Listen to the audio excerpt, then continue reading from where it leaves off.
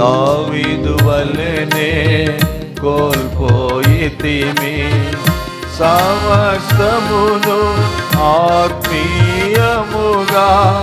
దావీదు వలెనే కోల్పోయితిమి సమస్తమును ఆత్మీయముగా. ఆనష్టము సమకూర్చుకొనల్ మా ప్రభుని కృప చూపుము. ఆనష్టము సమకూర్చుకొనల్ మా ప్రభుని కృప చూపుము. నీ శక్తితో సమకూర్చుము, నీ శక్తితో సమకూర్చుము. చెదరిన మా బ్రతుకులను వెడలిన నీ గొప్ప మహిమన్. చెదరిన మా బ్రతుకులను వెడలిన నీ గొప్ప మహిమన్. దయతో సమకూర్చుము యేసు ప్రభువా, సమకూర్చుము సమకూర్చుమా.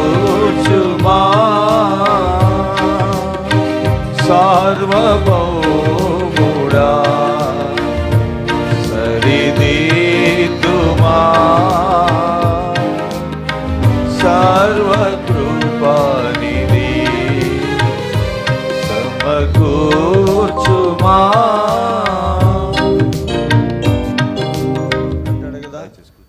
కొద్దిదేమి గొప్పదేమి అంటే కొద్దిది లేదు గొప్పది లేదు, అన్నీ కూడా మరి వాళ్ళెంత కక్కుర్తి పడిన వాళ్ళు మనకు తెలియదు. ఏది వదిలిపెట్టకుండా ఏం చేసినారంట, మొత్తం లాక్కొని పోయినారు.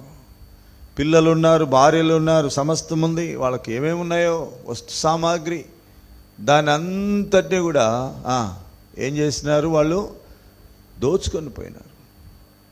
ఇక్కడ దీన్ని మనము లోతుగా ధ్యానించడానికి ముందుగా 27వ అధ్యాయము నుండి 30వ అధ్యాయము మొదటి 6 వచనాల ప్రకారం మనం చూస్తే దావీదు ఏ స్థితిలో నుండి ఏ స్థితిలోనికి వచ్చాడో కొన్ని మాటలు మీకు చెప్తాను, వీలైతే రాసుకోనండి. మొదటిది, దావీదు జీవము కలిగిన వాడుగా ఉన్నాడు, బ్రతికిన వాడుగా ఉన్నాడు. బ్రతుకు తెరువు కొరకే ఎక్కడికి వచ్చాడు చెప్పండి, ఫిలిస్తీన్ల దేశానికి వచ్చాడు. అంటే అమ్మయ్య, సౌలు నుండి నేనేమైపోయినాను, తప్పించుకున్నాను, కాబట్టి నాకు బ్రతుకు జీవుడా అన్నట్లుగా బ్రతుకు తెరువు కొరకు జీవము కోరి అక్కడికి వచ్చాడు. అంటే 27వ అధ్యాయంలో తనకు ఎలా ఉందంటే జీవము కలిగిన వాడుగా కనబడుతున్నాడు, అది భౌతికంగా కానీ ఆధ్యాత్మికంగా కానీ ఇక్కడ మనం చూస్తే 30వ అధ్యాయంలో మనం చూడగలిగితే జీవమునకు విరోధంగా తన అంతం ఎలా ఉందంట, మరణము కదా. మరణం అనేది అక్కడ దగ్గరికి వచ్చింది, చావు అనేది దగ్గరికి వచ్చింది. 22వ వచనం చూడండి, మొదటి సమూయేలు 30వ అధ్యాయము 6 వచనాల మీదనే మనం ధ్యానిస్తాం కనుక మీరు జాగ్రత్త గమనించండి. 2వ వచనం, గనులనేమి అల్పులనేమి అందులోని ఆడువారిని అందరినీ చెరపట్టుకొని చంపక, ఆ మాట గుర్తుపెట్టుకోండి. చంపక అంటే చావుకు ఏమైనారు, వాళ్ళు దగ్గరికి వచ్చినారు. వాళ్ళు చావుకు దగ్గరికి రావడం కాదు. ఇప్పుడు దావీదు చూడండి, 6వ వచనం, దావీదు మిక్కిలి దుఃఖపడెను మరియు తమ తమ కుమారులను బట్టి కుమార్తెలను బట్టి జనులందరి ప్రాణము విసిగినందున రాళ్ళు రువి దావీదును చంపుదము రండని. జీవము ఏమైపోయింది, మరణంగా మారింది. జీవము కలిగిన వ్యక్తి, బ్రతుకడానికి వచ్చిన వ్యక్తి చావు టంచు దగ్గరికి వెళ్ళిపోయాడు. మరణపు టంచు దగ్గరికి ఇటు భార్యలు కానీ ఇటు ఈయన కూడా మరణపు టంచు దగ్గరికి వెళ్ళారు. మరణము అనేది కొని తెచ్చుకున్న పరిస్థితి. ఈ మరణము దేవుడు అనుమతించిన మరణం కాదు. కొన్నిసార్లు మరణాలు మనం కొని తెచ్చుకునే ఉంటాయి, కొన్ని శాపాలు మనం కొని తెచ్చుకునే ఉంటాయి. ఇప్పుడు దావీదు జీవితంలో ఇంత మరణపు టంచు వరకు ఎందుకు వెళ్ళాడు? డాక్టర్ చెప్తాడు ఏమని, బాబు నీకు గుండె జబ్బు ఉంది నాయన, నువ్వు మటన్ ఎక్కువ తినబాక అంటాడా లేదా? అంటే మనం ఏం చేస్తాము, ఈ మటన్ మీద మమకారంతో ఏం చేస్తాం, తినొద్దంటే ఎక్కువ తింటాం, వద్దంటే ఎక్కువ చేస్తాం. ఎక్కడికి వెళ్తాడు ఆ మనిషి అప్పుడు? మరణపు అంచు దగ్గరికి వెళ్తాడు. కొలెస్ట్రాల్ పెరిగిందయ్యా, యాంజియోగ్రామ్ చేయాలయ్యా, తర్వాత ఏం చేయాలా, స్టంట్ కాదయ్యా, ఏం చేయాలా, మొత్తం గొయ్యాలయ్యా, కోసిన తర్వాత ఏ సర్జరీ చేయాలా, ఓపెన్ హార్ట్ సర్జరీ చేసి లోపల మళ్ళీ చికిత్స చేసి మళ్ళా గుట్టాల. ఇది కొంతమందికి అయితే, ఇంకా కొంతమందికి నీ గుండె పనికిరాదురా బాబు, వేరే పేజ్ మేకర్ పెట్టాలంటాడు. కృత్రిమ గుండె ఏర్పాటు చేయాలి, అమర్చాలి, అప్పుడు నువ్వు బ్రతుకుతావు అంటాడు. అట్లాంటి వాళ్ళు ఉన్నారు. ఒక ఆయన సేవకుడు ఉన్నాడు, పేజ్ మేకర్ పెట్టుకొని సేవ చేస్తున్నాడు ఆయన ఇప్పటికి. ఇంకా ఎందుకు నేను చెప్తున్నానంటే, మరణము మనమే తెచ్చుకుంటాం. ఇప్పుడు దావీదు జీవమును కోరాడు కానీ చివరికి ఏం దక్కింది, మరణం. అలాగూ ఇక్కడ దావీదు 27వ అధ్యాయంలో సంతోషంగా అక్కడికి వెళ్ళాడు. ఎవరి దగ్గరికి? ఆకీష్ దగ్గరికి. సంతోషము కాస్త వికటించి మహా దుఃఖముగా మారింది. చూడండి 3వ వచనం లేక 4వ వచనం. ఇక ఏడ్చుటకు శక్తి లేకపోవునంతగా బిగ్గరగా ఏడ్చిరి. తర్వాత చూడండి 6వ వచనం. దావీదు మిక్కిలి దుఃఖపడెను. సంతోషము కాస్త ఏమైపోయింది, దుఃఖంగా మారింది. దేవుడేమో దుఃఖాన్ని సంతోషంగా మార్చేవాడు, కానీ మనుషులమైన మనమేం చేసుకుంటాం, ఉన్న సంతోషాన్ని ఏం చేసుకుంటాం, దుఃఖంగా మార్చుకుంటాం. కొన్నిసార్లు తగాదలు ఎంత పెట్టుకుంటామంటే, తగాదలు పెట్టుకొని తలకాయలు బగలు కొట్టుకొని తర్వాత పోలీస్ స్టేషన్కి వెళ్ళి కోర్టుకి వెళ్ళి చివరికి ఎట్లాంటి పరిస్థితి అంటే ఏడిపే. ఇక కోర్టు మెట్లు ఎక్కినామంటే తిరగలేక ఎక్కేటప్పుడల్లా ఏడిపే. పోలీస్ స్టేషన్కి వెళ్తే వాళ్ళు తొందరగా వదిలిపెడతారా? వదిలిపెట్టరు. కొన్ని పర్యాయాలు ఎట్లుంటాయంటే, సంతోషం వికటిస్తే ఏమవుతుందంట, దుఃఖంగా మారుతుంది. 27వ అధ్యాయంలో ఏ సంతోషాన్ని వెతుక్కుంటూ వెళ్ళినాడో ఆ సంతోషం ఏమైపోయింది, దుఃఖముగా. ఎట్లాంటి దుఃఖం అంట, ఏడ్చుటగా వాళ్ళకి ఏం లేదంట, శక్తే లేదు, అంత బలహీనలు అయిపోయినారు. ఏడ్చి ఏడ్చి ఏడ్చి ఏడ్చి. కొంతమంది అంటారు కదా, బ్రదర్ నేను కన్నీళ్లు గార్చి నా కంట్లో కన్నీళ్ళన్నీ అయిపోయినాయి అంటారు. అయిపోతాయో లేవో కానీ అదొక రమ్యత. కంట్లో కన్నీళ్ళు ఏం అయిపోవు కానీ అట్లాంటి బాధ ఉందని చెప్పడానికి మాట్లాడతారు. ఇక్కడ ఏడ్చుటకు వాళ్ళకి శక్తి లేదు. దావీదు మిక్కిలి దుఃఖపడ్డాడు. తన జీవితంలో ఇది ఒక డార్క్ డే, అంటే చీకటి రోజు. దావీదు జీవితంలో ఏం రోజు అది? చీకటి రోజు. తన జీవితంలో ఎన్నడటువంటి పరిస్థితి తారసపడలేదు. తన యాత్రలో అనేక చోట్ల దేవుడు కాపాడాడు, భద్రపరిచాడు. దేవుడు అతనికి తోడై ఉన్నాడు. దేవుడు అతను వర్ధిల్ల చేసినాడు. దేవుడు అతనికి సహాయపడుతూ వచ్చినాడు. కానీ ఈ చీకటి రోజు వస్తుందని తాను తలంచలేదు. సంతోషము ఏమైపోయిందండి, దుఃఖముగా మారింది. భద్రతను కోరి భద్రత కొరకు వెళ్ళాడు. ఎక్కడికి? ఆకీష్ దగ్గరికి. భద్రత ఏమైపోయింది, అభద్రతకు దారితీసింది. చూసారా, ఈయన వాళ్ళ దగ్గరికి పోవడము, ఈయన లేని సమయంలో వాళ్ళు రావడం, ఎవరు ఇంకొక సైన్యం రావడము, దోచుకొని పోవడం. భద్రతను కోల్పోయినాడు. భద్రతను కోరి 27వ అధ్యాయంలో వెళ్ళాడు. ఆ భద్రత అభద్రతగా మారిపోయింది. కాబట్టి ఇవి మీరు గుర్తుపెట్టుకోవాలి. క్రైస్తవ జీవితంలో మనం వేసే రాంగ్ స్టెప్స్ వలన, తప్పుడు అడుగుల వలన ఇలాంటి పరిస్థితులను మనము ఎదుర్కోవాలి. 4వది ఏంటంటే, విశ్రాంతి కోరి వెళ్ళాడు. అక్కడ నివసించడానికి వెళ్ళాడు కదా, విశ్రాంతి కోరి వెళ్ళాడు. కానీ రెస్ట్ బికేమ్ అన్రెస్ట్. కాబట్టి ఎలాంటి పరిస్థితి ఏర్పడిందంటే, ఇక్కడ రాయబడిన ఒక మాట నేను చదువుతా చూడండి. 6వ వచనం, 1 సమూయేలు 3:6. మీరు చూడండి, చదవాల్సిన పని లేదు. దావీదు మిక్కిలి దుఃఖపడెను, మరియు తమ కుమారులను బట్టి కుమార్తెలను బట్టి జనులందరి ప్రాణము విసిగినందున. ప్రాణము విసిగిపోయింది. అంటే విశ్రాంతి కోరినాడు, నెమ్మది కోరినాడు, కానీ దాని పర్యవసానం ఎలా మారిందంటే 27 నుండి 30 అధ్యాయంలోనికి వచ్చే వరకు, అంటే దాదాపు సంవత్సరం మీద 4 నెలల్లో మీరన్నట్టుగా 16 మాసాల్లో పరిస్థితులు ఏమైపోయినాయి? మారిపోయినాయి. ఎంత మారిపోయినాయంటే ఇక్కడ విసుగుదల, బాధ, ప్రాణం విసిగితే ఏమవుతారండి మనుషులకు ప్రాణం విసిగితే ఏం చేస్తారు? మరణం కోరుకుంటారు కదా. కానీ వీళ్ళు అట్లాంటి వాళ్ళు కాదు, వీళ్ళు మరణం కోరుకోవట్లేరు. వీళ్ళకు ప్రాణం విసిగితే ఎవరి మీద కోపం వచ్చింది? దావీదును చంపాలని ఉన్నారు. ఇదంతా చాలా విచిత్రంగా ఉంది. సంసోనేమో ప్రాణం విసిగి చావు కోరినాడని రాయబడింది అక్కడ. ప్రాణము విసుగుదలా వచ్చేసింది. విశ్రాంతి ఏమైపోయిందంటే విశ్రాంతి లేని పరిస్థితిగా మారిపోయింది.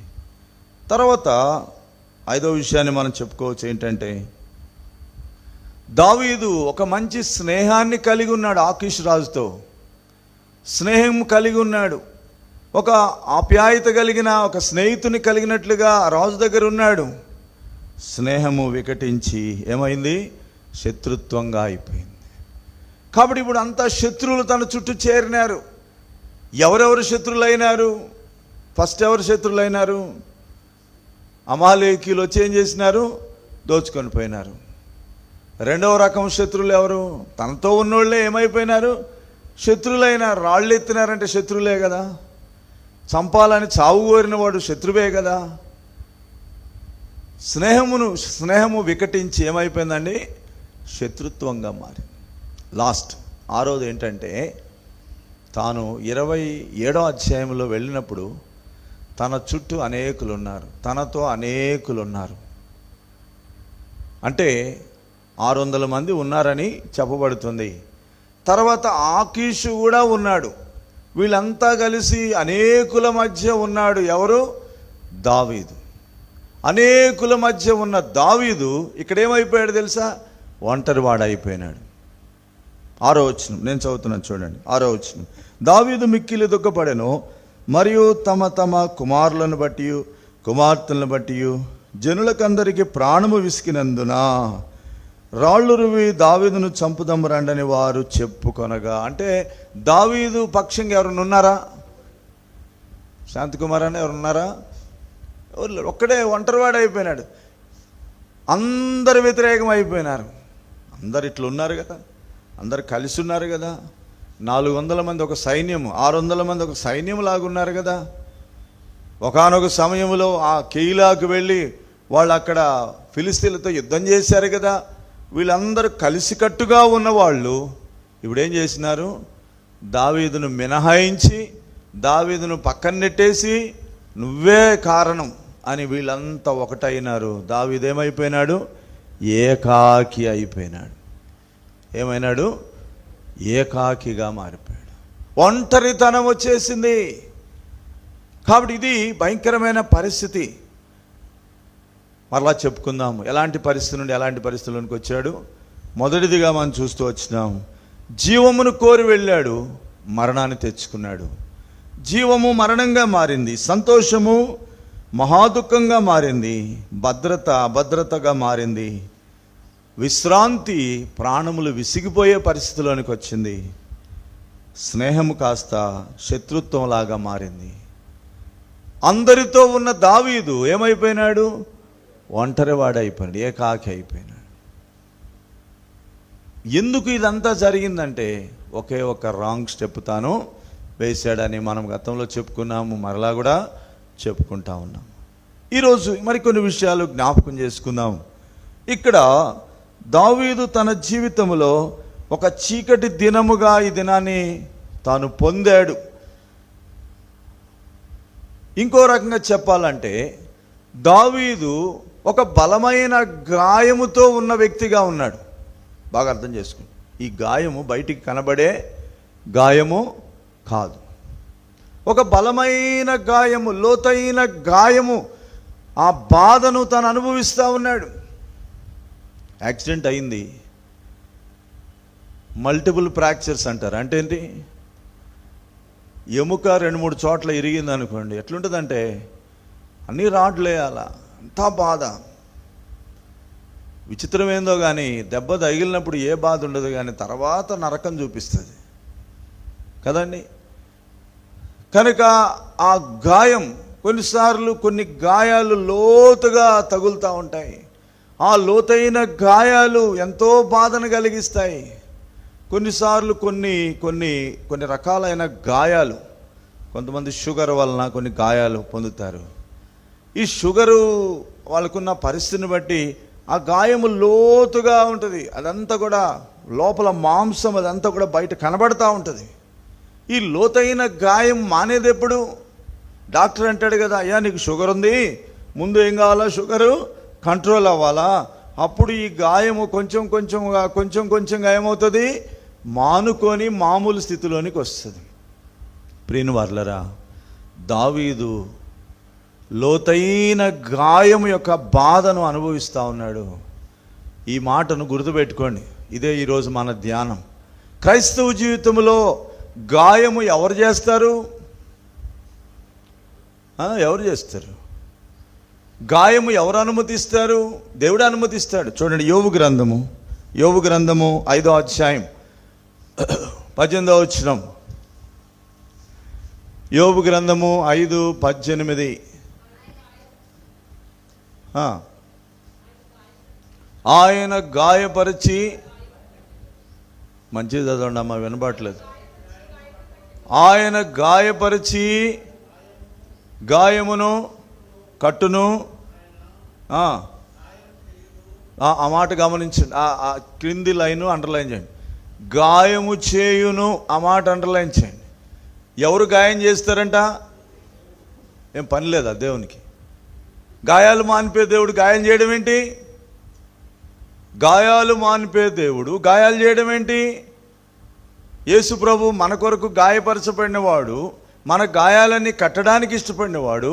ఎందుకు ఆయన గాయం చేస్తున్నాడు? ఇప్పుడు యోబుకి ఎవరు గాయం చేసినారు? ఎవరు చేసినారు చెప్పయా? గాయం ఎందుకు చేసినాడు అది మనం ఆలోచన చేద్దాం. కనుక ఆయన గాయం చేస్తున్నాడు. ఇప్పుడు దావీదుకు ఎంత భయంకరమైన గాయమైందంటే, లోతైన గాయం. ఈ గాయము మానలేనంత బాధ, ఆ నొప్పి తట్టుకోలేనంత బాధ, అది దావీదు జీవితంలో మనం చూడగలుగుతున్నాం. మన ప్రభు ఎలాంటి వాడంటే గాయము చేసేవాడు. ఎట్లాంటి వాడో మనం చూద్దాం. 27వ అధ్యాయం సామెతలు 6వ వచనం. 27వ అధ్యాయం సామెతలు 6వ వచనం. మేలుకోరి స్నేహితుడు, చాలు స్నేహితుడు ఏం చేస్తున్నాడంట? ఏం కోరుతున్నాడంట? మేలు కోరేవాడే స్నేహితుడు. ఎప్పుడైనా గుర్తుపెట్టుకోండి. స్వార్థంగా ఉండేవాడు స్నేహితుడు కాదు. ఒక నిజమైన స్నేహితుడు మన క్షేమం కోరుతాడు, మన మేలు కోరుతాడు.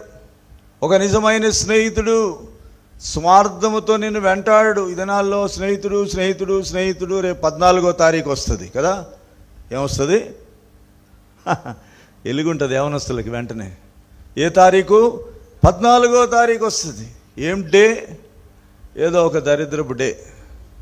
దాని గురించి ఇప్పుడు అవసరం లేదు మనకి. కాబట్టి ఈ స్నేహితులు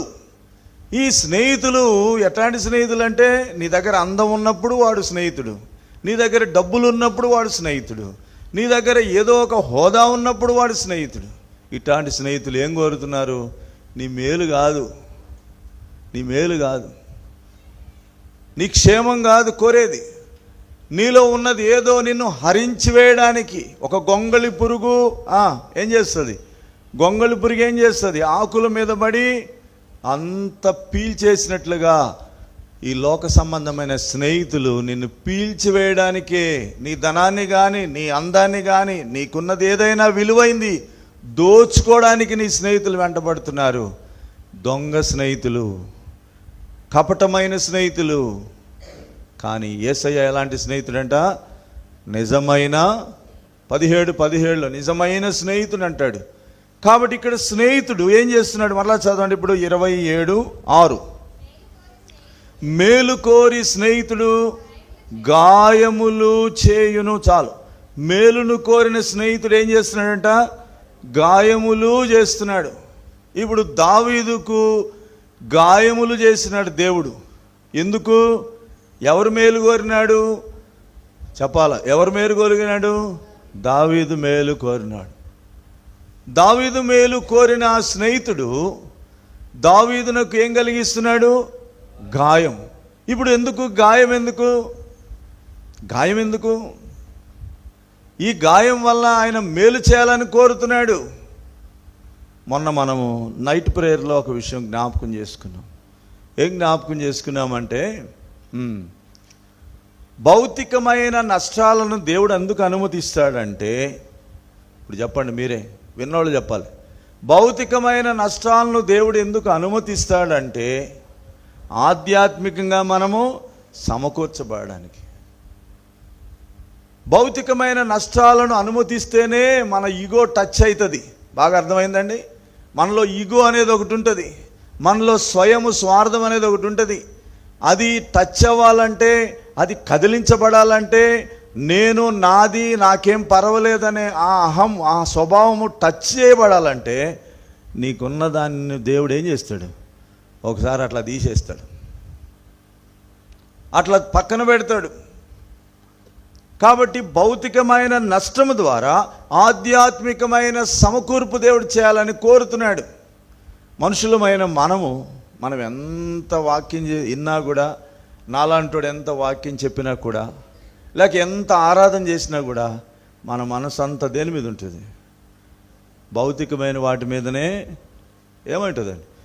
నిమగ్నమై ఉంటుంది. దేవుడు ఏం చేస్తాడు తెలుసా? భౌతికమైనదాన్ని అట్లా తీసి అవతల పడేస్తాడు కాసేపు. అప్పుడు నీకేమవుతుంది? ప్రాణం ఇట్టు కొట్టుకుంటా ఉంటుంది. ఎందుకని? ప్రభా ఈ ఉద్యోగం తీస్తే ఎట్లా, ఈ వ్యాపారం తీస్తే ఎట్లా, ఈ ఆరోగ్యం తీస్తే ఎట్లా. అందుకే మన భౌతికమైన వాటి మీద ఉన్న మన తలంపులను దేవుడు బాగా ఎరిగి ఏం చేస్తాడు? అట్లా తీసేస్తాడు. మనకేమనిపిస్తుంది? ఇంక అయిపోయింది నా పని, ఇక నా పని అయిపోయిందని చాలా భయపడతాం, దిగులు పడతాం. అప్పుడు మన ఈగో టచ్ అవుతుంది. గాయం అంటే ఇదే. ఏంటి టచ్ అయ్యేది? ఏంది? ఈగో టచ్ అయ్యేంతగా దేవుడు గాయం చేస్తాడు. ఇప్పుడు ఈ గాయం ఎందుకు కొరకంటే మేలు కొరకు. స్నేహితుడు మేలు కోరి ఏం చేస్తున్నాడు? గాయం చేస్తున్నాడు.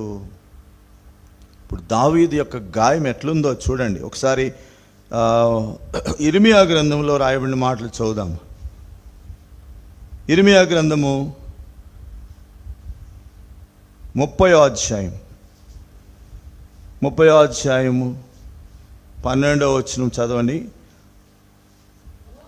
యెహోవా ఇలాగూ సెలవిచ్చున్నాడు, నీ వ్యాధి ఘోరమైనది, నీ గాయము బాధకరమైనది. నీ గాయము ఎట్లుందంటున్నాడు?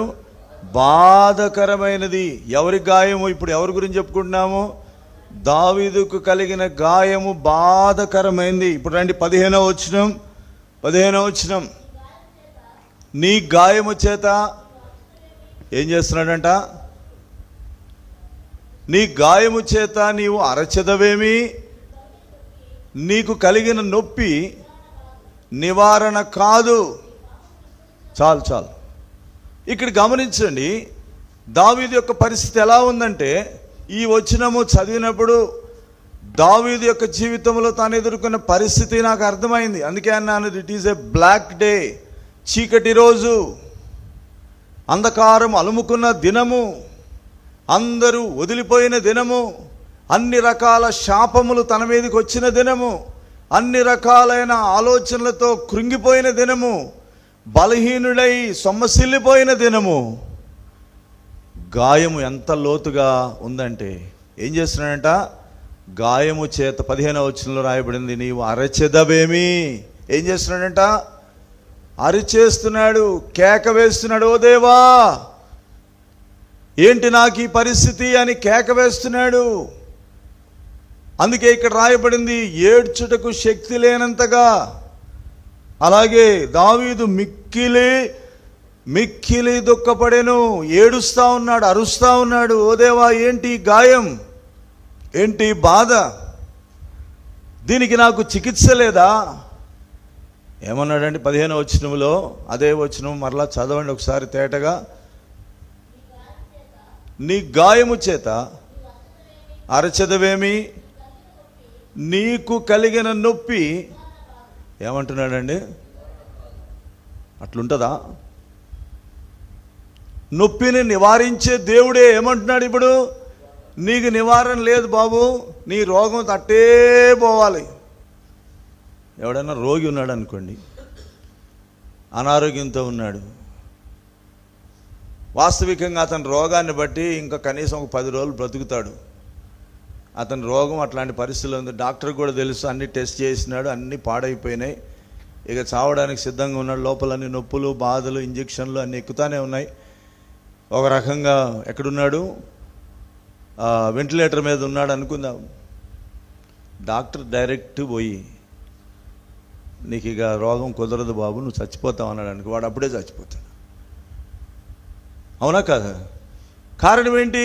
అందుకే ఏం చేస్తారంటే కొంతమంది డాక్టర్లు తెలివిగా అయ్యా ఇట్రా ఇట్రా ఇట్రా ఇట్రా అని పక్కకు తీసుకుపోయి భార్యను ఇంకా బంధువులను ముఖ్యమైన స్నేహితులను పిలిచి, ఆయనతో జపబాకండి కానీ ఏమంటారు, ఆమెతో జపబాకండి కానీ, ఇది చాలా క్రిటికల్, మీ దేవుడే రక్షించాలి. ఎందుకు నేను చెప్తున్నానంటే దావీదు యొక్క పరిస్థితి అలాగుంది. ఇక్కడ ఆ బాధకు నివారణ లేదు, మందు లేదు. అందుకే కేక వేస్తున్నాడు, అందుకే దుఃఖపడుతున్నాడు, ఏడుస్తూ ఉన్నాడు. ప్రియని వారులారా, ఎందుకు దేవుడు గాయం చేస్తున్నాడో ఇప్పుడు రండి, బాగా మనకు అర్థం కావడానికి వాక్యములు అన్ని విషయాలు రాయబడ్డాయి.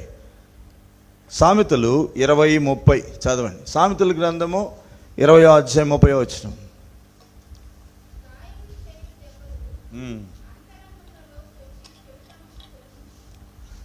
ఏమని రాయబడింది ఇక్కడ? గాయములు చేయు దెబ్బలు అంతరంగములో చొచ్చి చెడుతనమును. ఏం చెడుతనం ఉందండి దావీదులో కూడా చెడుతనం ఉందా? దావీదులో చెడుతనం ఉంటే నీలో ఎంత చెడుతనం ఉంది, నాలో ఎంత చెడుతనం ఉంది? ఆలోచన చేయండి. దావీదే అంత చెడుతనం కలిగితే దేవుడు గాయం చేస్తే, ఈరోజు నా జీవితంలో ఎంత చెడుతనం కలిగి ఉన్నామో అర్థం చేసుకోవచ్చు. ఎందుకు దేవుడు గాయం చేస్తున్నాడు, ఎందుకు దేవుడు దెబ్బలు కొడుతున్నాడు? ఇప్పుడు రండి ఇంకొక మాట. ఇర్మియా గ్రంథం 31వ అధ్యాయం 31వ అధ్యాయం 18వ వచనం. ఇక్కడ ఎవరన్నా రైతులు ఉంటే చదువుతారు, రైతులు చదవాలా ఈ వచనం, చదవాలి త్వరగా. 31:18 రైతులు ఉంటే చదవండి, రైతులే. నీవు నన్ను శిక్షించితివి. అయ్యా రైతులు చదవండి. అందుకే కాడికి అలవాటు పడని కోడే ఇది దేనికి లోబడుద్దంట? దెబ్బలు ఎందుకు ఇంకా?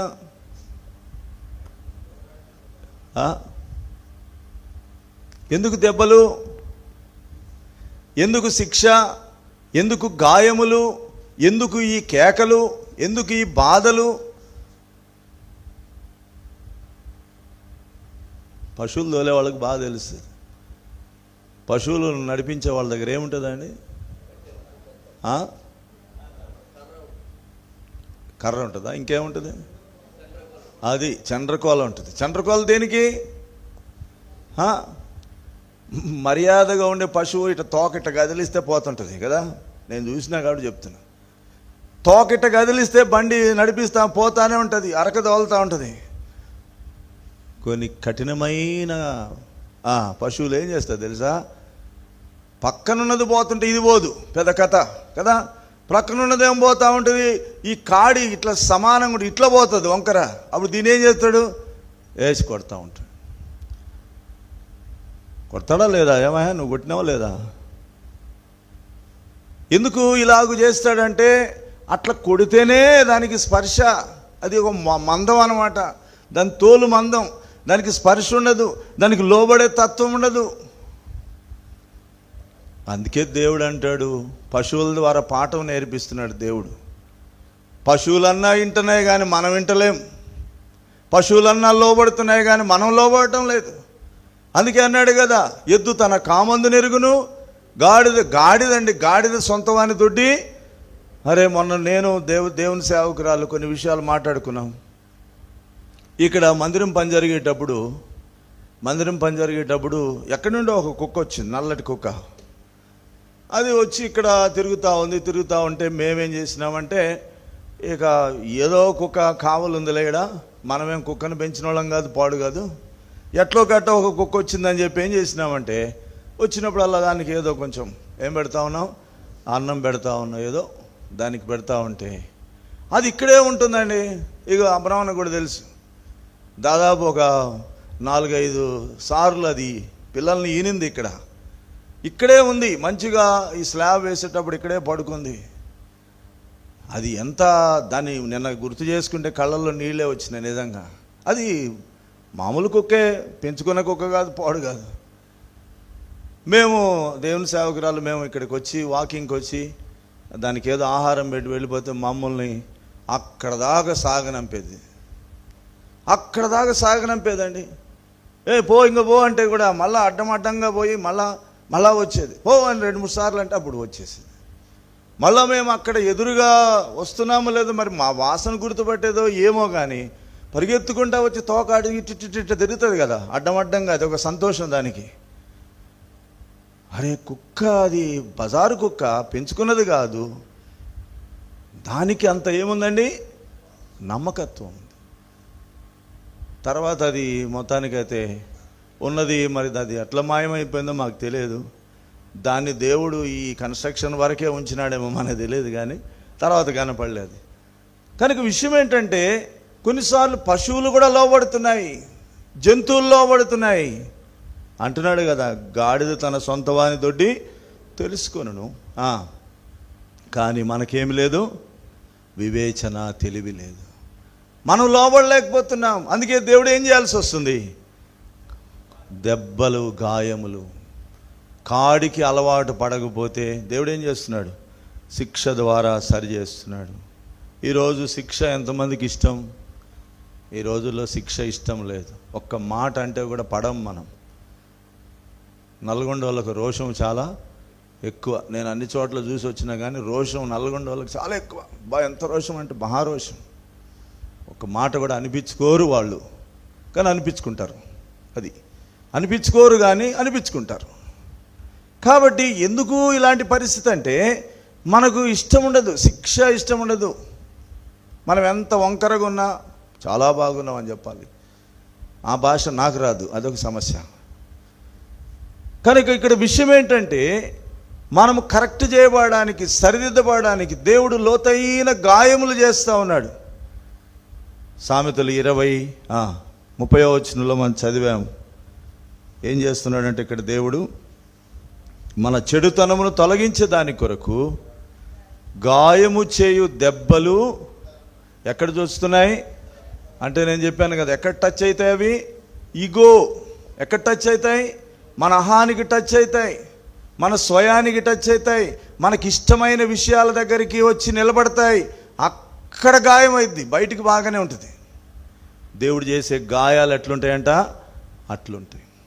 బయటికి కనబడని గాయాలే, బయటికి ఏం అర్థం కావు, కానీ లోపల ఈగో టచ్ అవుతుంది.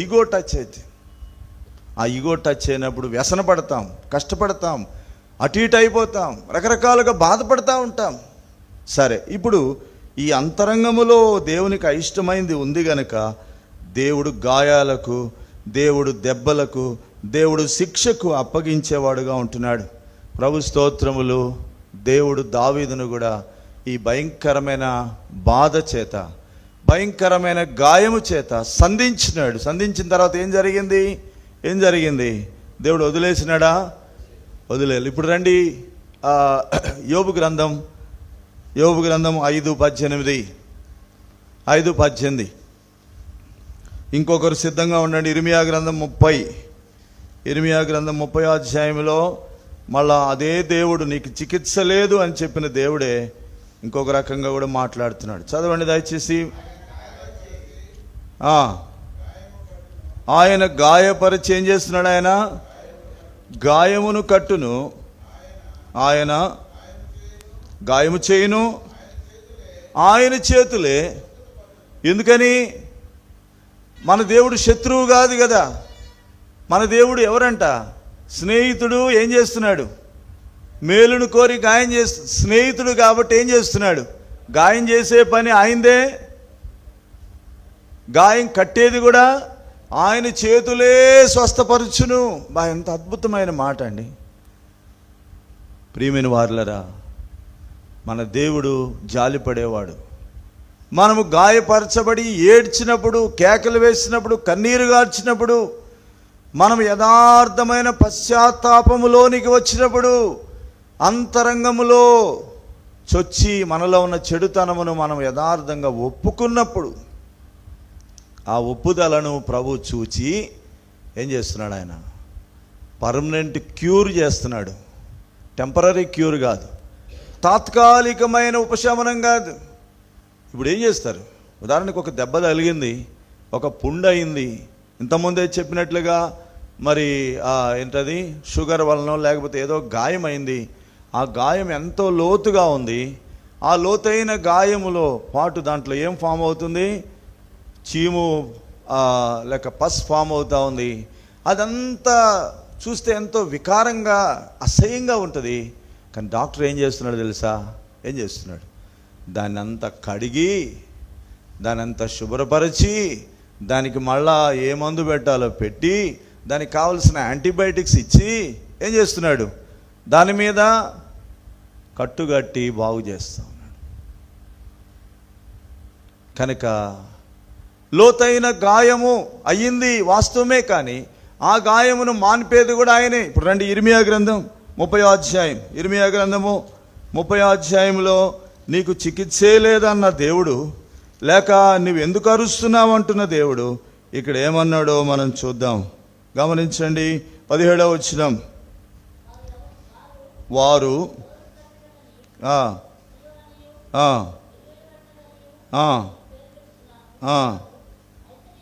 అయితే నేను నీకు ఆరోగ్యము కలగజేసేదను. ఎప్పుడు గాయం మానుపుతాడు చెప్పండి? ఎప్పుడు ఆయన గాయాన్ని మానుపుతాడు? నువ్వు అరిచినప్పుడు. అరవడం అంటే ఏంది? ఒప్పుకున్నప్పుడు.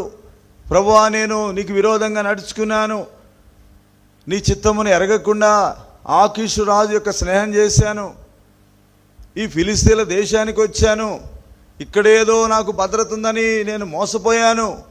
ప్రభువా, నిజంగా నేను వచ్చిన మార్గం సరైంది కాదు, నేను చేసుకున్న తీర్మానం సరైంది కాదు, నేను రాకూడని స్థలానికి వచ్చాను, చెయ్యరాని కార్యాలు చేశాను, నీకు అయిష్టముగా ఎన్నో చేశానని. ఇది అన్నమాట ఏడవడం అంటే ఏంటి? ఒప్పుకోలు. ఒప్పుకున్నాడు. ఎవరు? దావీదు ఒప్పుకున్నాడు. ఒప్పుకున్నాడా లేదా?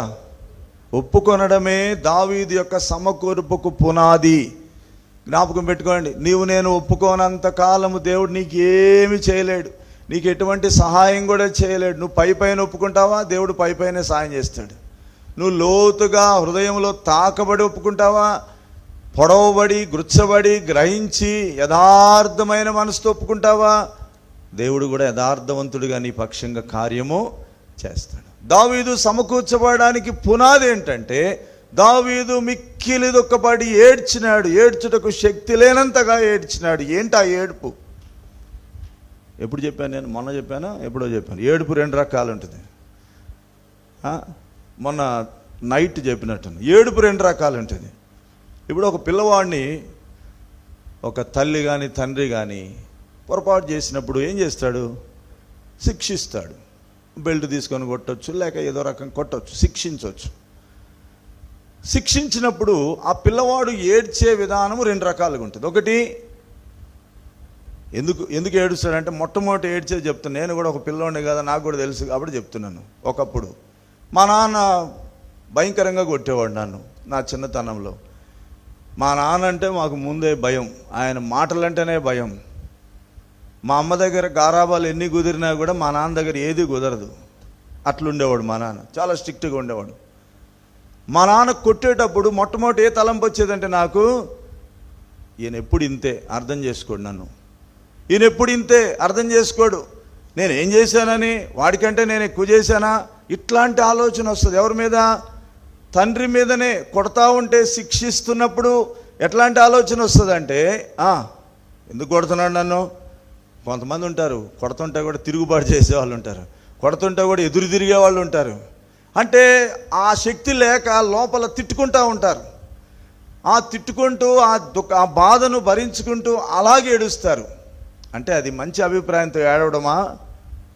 చెప్పండి, అది మంచి అభిప్రాయంతో ఏడవడమా? కాదు. తర్వాత నాకు కలిగింది ఏంటంటే అది సరైన ఏడుపు. ఏంటా ఏడుపు? ఒరే నేను ఎందుకు దెబ్బలు తిన్నానంటే ఇదిగో మా నాన్న సరిగానే చేసినాడు. ఎందుకని? నేను ఆడికి వెళ్ళొద్దు కానీ వెళ్ళాను, చెయ్యొద్దు కానీ చేసినాను. ఆల్రెడీ మా నాన్న ఎప్పుడో చెప్పాడు, వాడి దగ్గరికి పోవద్దురా, వాడితో స్నేహం చేయొద్దురా, ఆ పని చేయొద్దురా అని చెప్పినాడు మా నాన్న. కాబట్టి మా నాన్న చేసింది కరెక్టే. అవును, ఇంకెప్పుడు నేను పోను, నేను చేయకూడదు అని అప్పుడు దుఃఖపడి ఆ దెబ్బల యొక్క నొప్పి గుర్తొస్తూ ఉంటుంది. ఆ నొప్పి గుర్తు చేస్తాను, అరే ఎందుకురా దెబ్బలు తినదంటే ఇదిగో ఇది కారణం, ఇదిగో ఇది కారణం. అది ఆ ఏడుపు సరైంది. మొదటి ఏడుపు ఏంటంటే అది మనల్ని కఠినపరిచే ఏడుపు. రెండవ ఏడుపు ఏంటంటే పశ్చాత్తాపంతో ఏడుస్తున్నావు, పశ్చాత్తాపంతో. అందుకే కొన్నిసార్లు ఏం చేస్తారు, ఆ పశ్చాత్తాపంతో తండ్రి పాదాలు పట్టుకొని డాడీ క్షమించు, ఇంకెప్పుడు నేను చేయను. బాగా కొడుతూ ఉంటే కొంతమందిని చూస్తూ ఉంటాం కదా, చేతులు పట్టుకొని కాళ్ళు పట్టుకొని మమ్మీ మమ్మీ మమ్మీ కొట్టబాకు. ఎందుకంటారో చెప్పండి? ఇక నేను చెయ్యను, ఇక నేను చెయ్యను, నేను చేసింది తప్పే. అది గ్రహింపు అన్నమాట. అది సరైన ఏడుపు. ఇప్పుడు దావీదు ఏ ఏడుపు ఏడ్చాడని చెప్తారు మీరు ఇప్పుడు? దేవుని మీద కోపంతో ఏడ్చాడా? దేవుడు చేసేది సరైందని ఏడ్చినాడా? సరైందే, నాకు ఈ గాయం తగిందే, దేవుడు ఇట్లా చేయాల్సిందే, ఈ గాయం లేకపోతే నేను సరైన రూట్కి నేను రానని పశ్చాత్తాపడ్డాడు. కనుక ఇక్కడ ఏం చూస్తున్నామంటే దేవుడే తనను బాగు చేసేవాడని తాను గుర్తించి పశ్చాత్తాపడ్డాడు.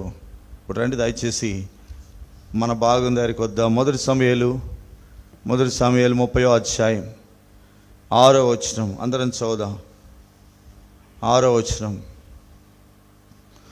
దావీదు మిక్కిలి దుఃఖపడెను, మరియు తమ కుమారులను బట్టి కుమార్తెలను బట్టి జనులందరి ప్రాణము విసిగినందున రాళ్ళు రువి దావీదును చంపుదము రండని వారు చెప్పుకొనగా, దావీదు తన దేవుడైన యెహోవాను బట్టి ధైర్యము తెచ్చుకొనెను. ఏమనుకున్నారంట వాళ్ళు అనుకున్నది ఏంటంట? ఏమనుకున్నారంట చూడండి. రాళ్ళు రువి దావీదును చంపుదము రండని వారు చెప్పుకొనగా. అంటే నేను ఇక్కడ ఇంకొక మాట కూడా కలిపితే బాగుంటుంది అనిపిస్తుంది, కానీ పరిశుద్ధాత్మదేవుడు అంతే రాశాడు. చెప్పుకొనగా ఏమని చెప్పుకున్నారు? మనము దావీదును రాళ్ళు రువి చంపుదము రండి అని చెప్పుకున్న మాటలు ఎవరు విన్నారు? చెప్పండి, ఎవరు విన్నారు? దావీదు విన్నాడు. ఎట్లుంటుంది చెప్పండి? ఎవడో ఎక్కడో నీ గురించి నెగిటివ్గా మాట్లాడితే ఇంకొక మధ్యలో ఒకడు అంటిస్తే అదే నీకెంత అనిపిస్తుంది? ఆయన అట్లా అన్నాడు అని అనుకుంటాం, కానీ లేదు బ్రదర్, చెప్పాడు బ్రదర్, మీ గురించి అన్నాడు బ్రదర్ అంటే ఎట్లుంటుంది? అదేందా ఆయన అంత ప్రేమిస్తే అట్లా అంటాడా? ఎక్కడో సంగతి ఇక్కడ చెప్తే మధ్యలో ఒకడు తంటా పెడితే అది వాస్తవమో కాదో తెలుసుకోకపోయినా మనకెట్లుంటుంది? నా గురించి అన్నాడంటే అది ఒక రకమైన బాధ కదా.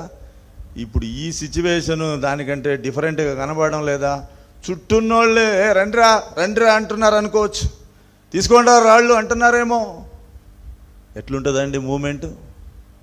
ఎట్లుంటుంది ఆ పరిస్థితి? ఊహించండి. కనుక ఇంత భయంకరమైన చీకటి దినాన్ని దావీదు ఎదుర్కొన్నాడు. నేను ఎందుకు ఇంతగా ఎక్స్ప్లెయిన్ చేస్తున్నానంటే కొన్ని పర్యాలు మన జీవితాలు ఇట్లాంటి పరిస్థితులను మనం ఎదుర్కొంటాం. ఒకవేళ కొంతమంది ఆల్రెడీ ఎదుర్కొనే వచ్చినారు, కొంతమంది ఎదుర్కొంటూనే ఉన్నారు, కొంతమంది రాబో దినాల్లో ఎదుర్కోబోతున్నారు. నీ జీవితంలో చీకటి దినం అనేది తీసుకొని రాబడినప్పుడు నువ్వేం చేస్తావు? ఈ గాయమైనందుకు దేవుని తిట్టుకుంటావా? నీ మీద రాళ్ళు ఎత్తే వారిని నువ్వు వాళ్ళని బట్టి నువ్వు వాళ్ళని మీద ఏమైనా రియాక్ట్ అవుతావా? నువ్వేం చేస్తావు? మనం ఏమి చేయలేని పరిస్థితిలోనికి వెళ్ళిపోయిన ఆ పరిస్థితిని ఇక్కడ చూపిస్తూ ఉన్నాడు. ఏంటి ఈ సిచ్యువేషన్ అంటే, దావీదు ఏ దిక్కు చూడలేనంత పరిస్థితి. ఎటు చూచినా అంధకారం అలుపుకుంది, ఎటు చూచినా ప్రోత్సాహం లేదు, ఎటు చూసినా ఆదరణ లేదు, ఎటు చూసినా ధైర్యం లేదు, ఎవ్వరు నానేవాళ్ళు లేరు. దేవుడు పూర్తిగా ఐసోలేట్ చేసినాడు దావీదును, ఒంటరివాణిగా చేసినాడు. కరోనా వచ్చినప్పుడు ఏం చేసినారండి?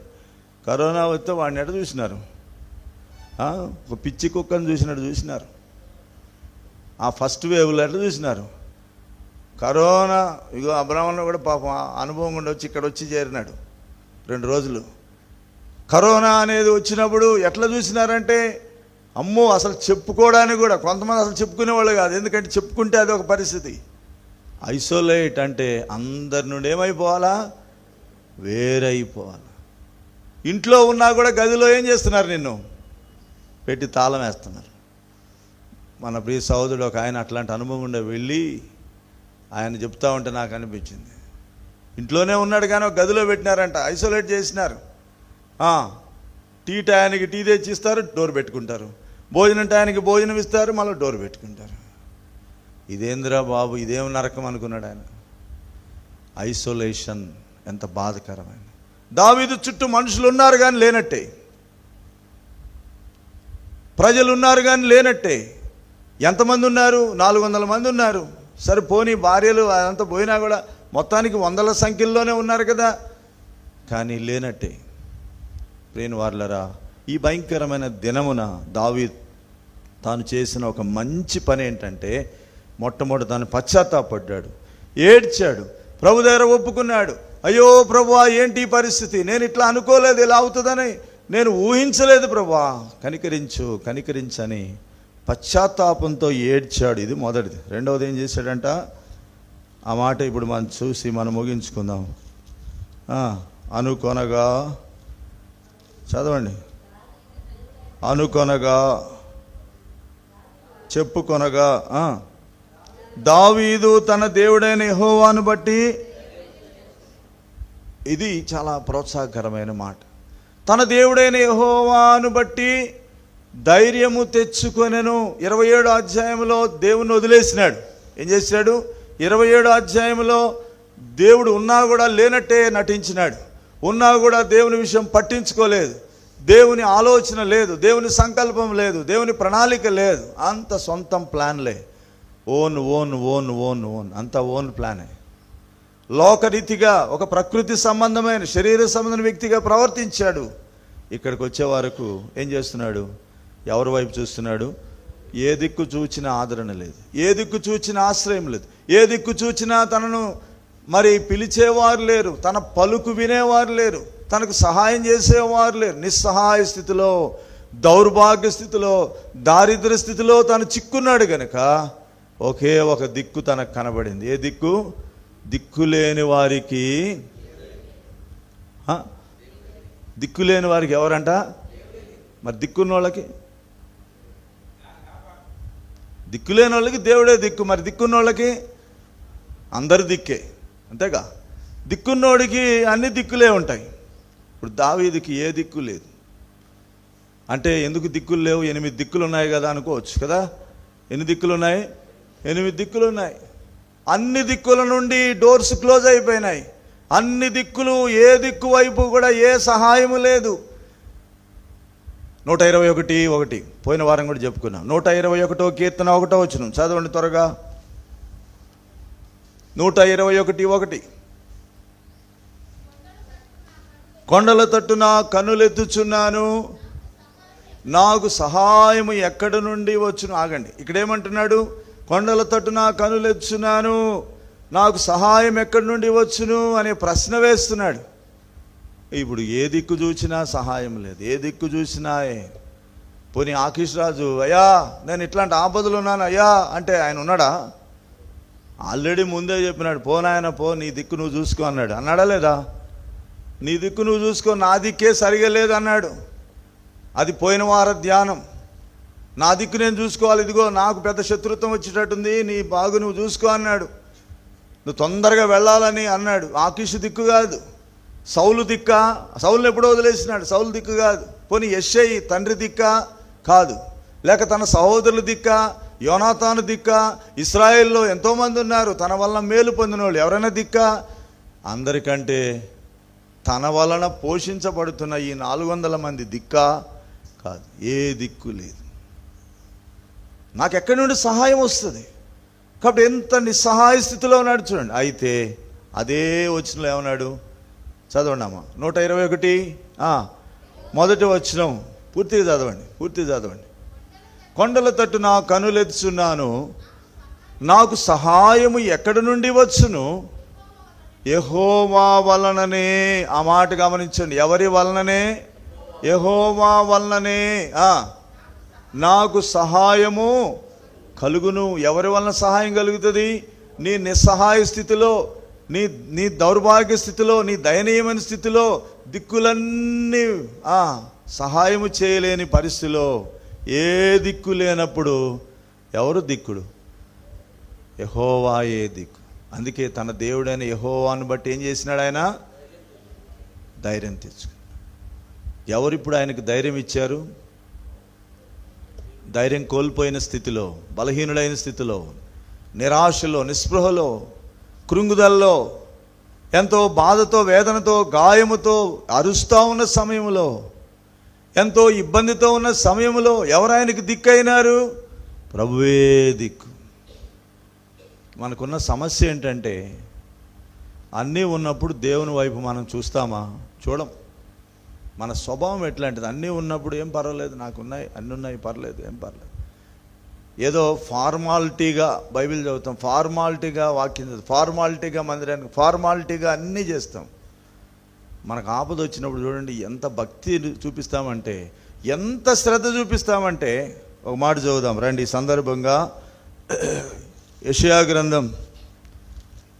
గ్రంథము, నీ శిక్ష వారి మీద పడగా ఏం చేసినారంట? ఆశీర్వాదం. నీ శిక్ష వారి మీద పడగా వాళ్ళు ఏం చేశారు?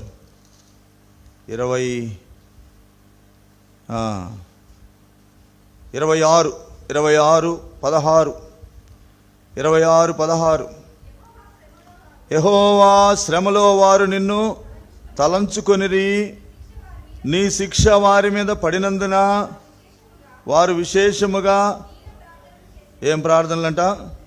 అంతకుముందు ఏం ప్రార్థనలు? క్యాజువల్ ప్రేయర్స్, సామాన్యమైన ప్రార్థనలు. బోధకుడు ఏదో చెప్తాడు, అంశాల కొరకు చేస్తాము, ఆమేనంటాం, వెళ్ళిపోతాం కదా. కానీ ఇప్పుడు మాత్రం ఏం ప్రార్థన? శిక్ష పడినప్పుడు వారు విశేషముగా దీన ప్రార్థన తగ్గించుకొని, ఎందుకంటే కష్టాలు వచ్చినప్పుడు ఇక దిక్కులేని పరిస్థితిలో దేవుడే మనకు ఆధారం. దేవుడు అట్లా చేస్తాడు. ఎడారిలో సెలయేర్లు అనే పుస్తకంలో, బహుశా అది ఫిబ్రవరి 2వ తారీఖు ఏమో ఉంటుంది, మీరు ఆ రోజు చదవండి. అక్కడ ఒక స్త్రీ రాసిన పుస్తకం, అది ట్రాన్స్లేట్ చేయబడింది. ఆ దినాన రాయబడిన మాట ఏంటంటే, దేవుడు అంటున్నాడంట ఒక భక్తునితో, నేను నీతో మాట్లాడాలని చాలా కాలం నుండి వేచి ఉన్నాను, కానీ నీవు మాట్లాడడానికి సమయము ఇవ్వడం లేదు. ఎన్నో సందర్భాల్లో నీతో నేను ముచ్చటించాలి, నా హృదయంలో అంత పంచుకోవాలి నేను అనుకుంటున్నాను, కానీ నువ్వు ఎప్పుడు బిజీగానే ఉంటున్నావు, ఎప్పుడు నీవు సమయాన్ని ఇవ్వడం లేదు. అందుకే నేను ఈ పరిస్థితుల గుండా నేను తీసుకొని వచ్చాను, అందుకే ఈ కష్టాలు పెట్టాను, అందుకే ఈ శ్రమలు అనుమతించాను. ఇప్పుడైనా నాతో మాట్లాడతావా? ఇప్పుడైనా నా స్వరం వింటావా? అందుకే నేను ఇవన్నీ అనుమతించి ఏం చేశాను, ఇప్పుడన్నా నా మాట నీవు వినాలని, నా హృదయంలో అంతా నువ్వు తెలుసుకోవాలని, ఇదిగో ఈ శ్రమలన్నీ అనుమతించినాను. ప్రియని వారులారా, ఇప్పుడు విశేషమైన దీన ప్రార్థనలు ఎప్పుడు వస్తాయంటే, ఎప్పుడు మనల్ని మనం తగ్గించుకొని యథార్థంగా ప్రార్థన చేస్తామంటే, ఎప్పుడు మనము దేవుని మీద పూర్తిగా ఆధారపడతామంటే, మనకు కలిగిన గాయం ఎక్కువైనప్పుడు, మన గాయం ఎంత లోతుగా ఉంటుందో అంతగా దేవుని మీద మనం ఆధారపడతాం. కనుక ఇప్పుడు అంటున్నాడు, దేవుని వైపు తిరిగి తన దేవుడైన యెహోవాను బట్టి ధైర్యము తెచ్చుకొనెను. తనకు ధైర్యం ఇచ్చిన వారెవరు? ఎవరూ లేరు. ప్రభువే తనకు ధైర్యం ఇచ్చినాడు. ప్రియని వారులారా, ప్రభువే ధైర్యం ఇవ్వగలడు. అన్ని పరిస్థితులలో ఆయనే నీకు సహాయకుడిగా ఉండగలడు. ఆయన ఒక్కడే నీకు అండగా ఆశ్రయముగా ఉండగలడు. నీ పరిస్థితులన్నీ బాగా అర్థం చేసుకోగలిగింది ఎవరంటే ఆయన మాత్రమే. ఆయన కంటే మించిన పరిష్కారము ఎవరి నుండి నువ్వు పొందలేవు. ఈజ్ ఎ రైట్ పర్సన్, సరైన వ్యక్తి. ఆయన సరైన వ్యక్తి దగ్గరికి వస్తే సరైన కార్యాలు జరుగుతాయి, అన్నీ సమకూడుతాయి. రాంగ్ పర్సన్ దగ్గరికి వెళితే ఏమవుతుంది? ఏదో తాత్కాలికమైన ఉపశమనమే. ఇప్పుడు రాంగ్ పర్సన్ ఎవరు? ఆకిష్. రైట్ పర్సన్ ఎవరు?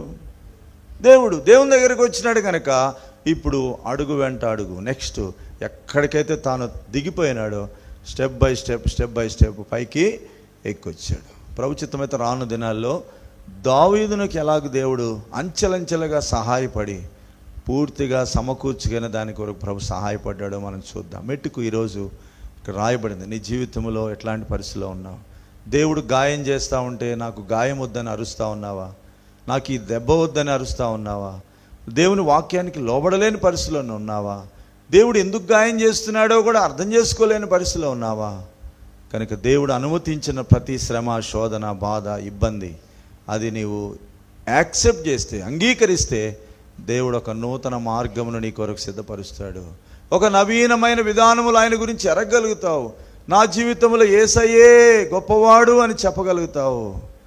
నరులెల్లరూ నన్ను విడిచినను, శరీరము కుళ్ళి కృషించినను, హరించినన్న ఐశ్వర్యము విరోధి వలె నన్ను విడిచినను, యేసు చాలును. ఇది అనుభవమా లేకపోతే పాటనా? చెప్పండి, అనుభవమా పాటనా? పాటగా అనుకుంటే పాటగానే ఉంటుంది, కానీ అనుభవంగా ఉంటే దేవుడు యేసు చాలును అనే అనుభవంలోనికి ప్రభు నిన్ను తేవాలని కోరుతున్నాను. అందుకే తన దేవుడైన యెహోవాను బట్టి ధైర్యము చెడిన వారికి ధైర్యం ఇచ్చేవాడు, బలహీనులను బలపరిచేవాడు, కృంగిన స్థితిలో నుండి పైకెత్తువాడు ఆయనే, ఊతనిచ్చేవాడు ఆయనే, శక్తిహీనులకు బలాభివృద్ధి కలగజేయవాడు ఆయనే, అలసిపోయిన వారిని ఆదరించువాడు ఆయనే.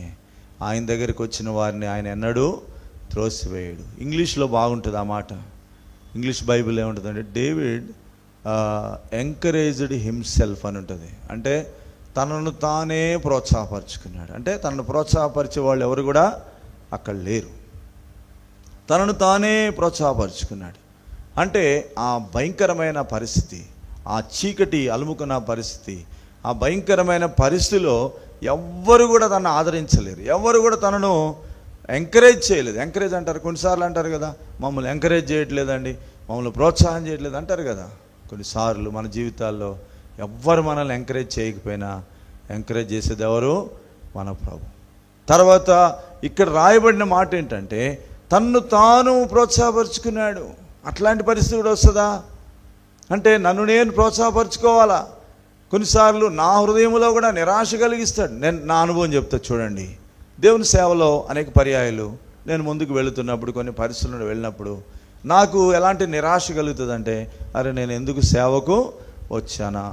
సేవకు రాకుండా ఏదైనా పని చేసుకుంటే బాగుండేది కదా అని అనిపిస్తుంది. తర్వాత ఇప్పుడు ఈ పరిచర్య స్టార్ట్ చేసిన తర్వాత, ఈ భారాలన్నీ నా మీదకి వచ్చిన తర్వాత, లేక ఈ పరిస్థితులన్నిటిని బట్టి అయ్యో నేను ఎందుకు ఇంత పెద్ద మందిరం కట్టడానికి నేను పూనుకున్నాను, లేక ఈ సేవలోకి ఎందుకు వచ్చాను, ఈ పరిస్థితిలోకి రాకుండా ఇంకా బెటర్ వే ఏదన్నా నేను ఎంచుకుంటే బాగుండనే ఆలోచన వచ్చింది ఎన్నో పర్యాయాలు.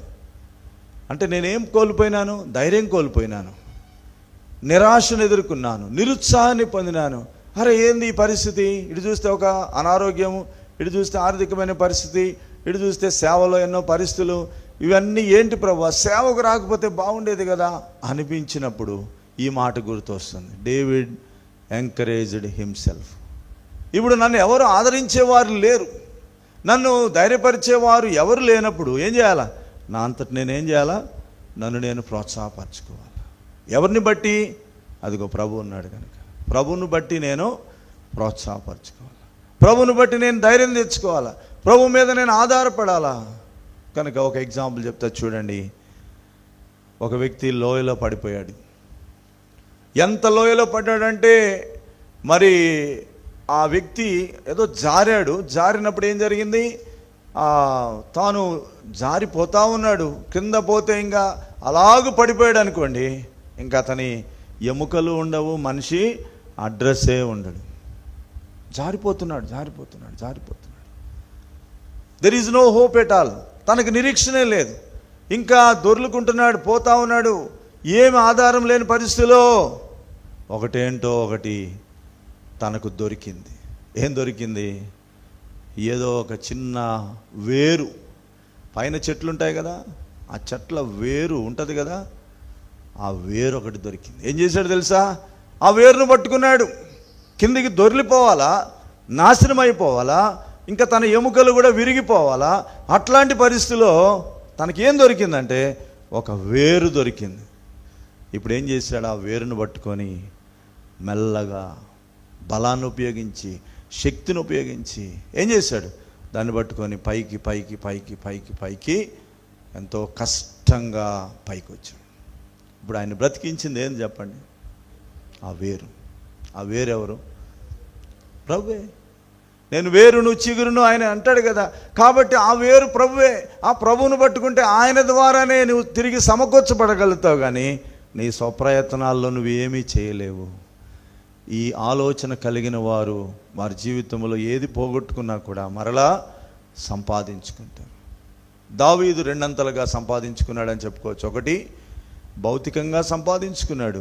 రెండవది, ఆధ్యాత్మికంగా ప్రభు యొక్క స్థానంలోనికి, లేక ప్రభు మొట్టమొదట ఎటువంటి స్థానంలో ఆయన ఉంచాడు, మళ్ళీ ఆత్మీయతలోనికి తాను వచ్చాడు. ఆ యొక్క ప్రేమ, ఆ విశ్వాసము, ప్రభు మీద ఉన్న ఆ మక్కువ, ప్రభుకిచ్చే ప్రథమ స్థానం, ఇవన్నీ ఒక్కొక్కటి తను సమకూర్చబడిన వాడుగా ఉంటున్నాడు. మెట్టుకు ఈరోజు ప్రభు జ్ఞాపకం చేస్తున్నాడు. ప్రభు నీకు ఎందుకు గాయం చేస్తున్నాడో నీకు తెలుసా? నీలో ఉన్న చెడుతనమును తొలగించడానికే. లోతైన గాయము, లోతైన బాధను, లోతైన కేకలు వేయడానికి కారణం కావచ్చు. అయితే గాయం చేసిన దేవుని మీద నీవు కోప్పడబాకు. గాయం చేసే దేవుడే నిన్ను బాగు చేయడానికి ఇష్టపడుతున్నాడు కనుక ప్రభువా, ఈ గాయం ద్వారా నేను నేర్చుకోవాలి ఒక పాఠం. ఈ శ్రమ ద్వారా, ఈ శోధన ద్వారా, ఇబ్బంది ద్వారా నేను నేర్చుకోవాలి ఏంటంటే, నేను నిన్నే ప్రేమించాలి, నేను నిన్నే హత్తుకోవాలి, నీ మాటే వినాలి. ఇప్పటి వరకు నేను నీ మాట వినక ఈ విశేషమైన శిక్షలు తెచ్చుకున్నాను అని ఒప్పుకొని పశ్చాత్తాపడి ప్రభువును బట్టి ధైర్యం తెచ్చుకొని మన ఆత్మీయాత్రలో మనము ముందుకు సాగుతాం.